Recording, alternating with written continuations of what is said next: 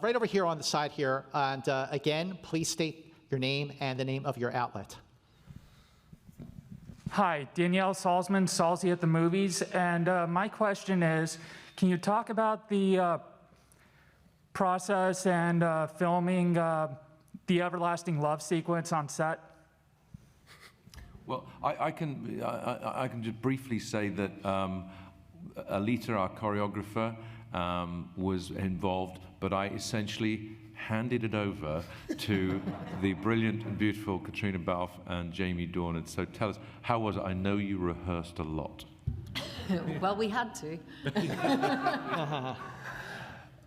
Well, God. I mean, yeah, I would venture to say neither Jamie or I are natural dancers.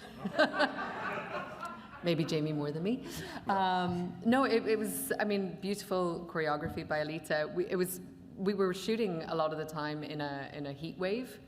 So there was many sweaty sessions of dance rehearsals where we were learning this choreography in like 35 Celsius.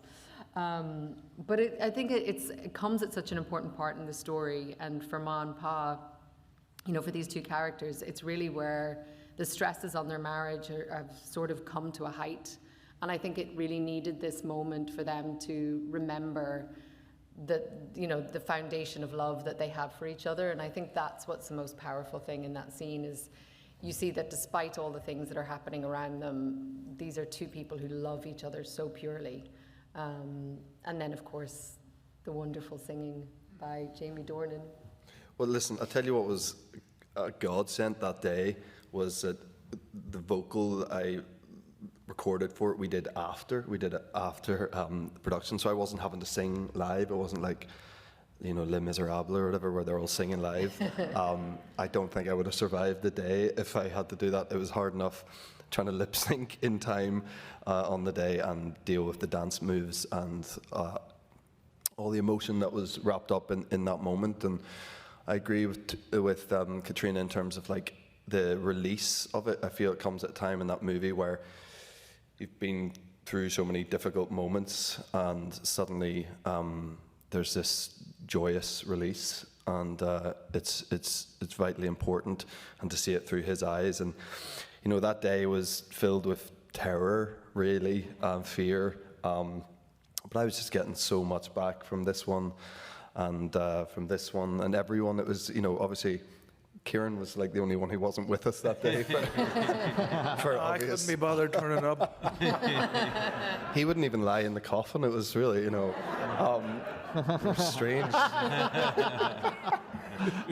But it felt like, you know, bar Ciarán, the whole gang were there, and it was very special, and it will be a day I'll never forget that day. You know? Do you remember there was when we were talking about what was underneath it as well? I remember what came to mind was a volume of poetry by D.H. Lawrence, and it was written. It was a series of short poems that were written after he eloped with Frida Weekly. She had children. She left her children. It couldn't have been more difficult.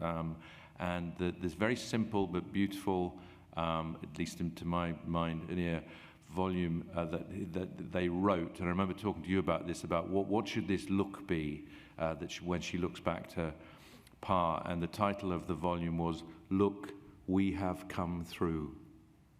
And for me, that was what, you know. Yes, it was a pop song that they danced to, but it was about, you know what, I think we got through this next bit. Look, we have come through. And what was great about these two was you could have them in a sweaty chapel for 4 weeks rehearsing, but also talk about notes like that, and they could do both. So they do all the jiggling and joggling. But I really think that there's a couple of looks in there between the pair of them that go so deep in terms of understanding that it matches it isn't just, as it were, the power of cheap music, as some people would put it.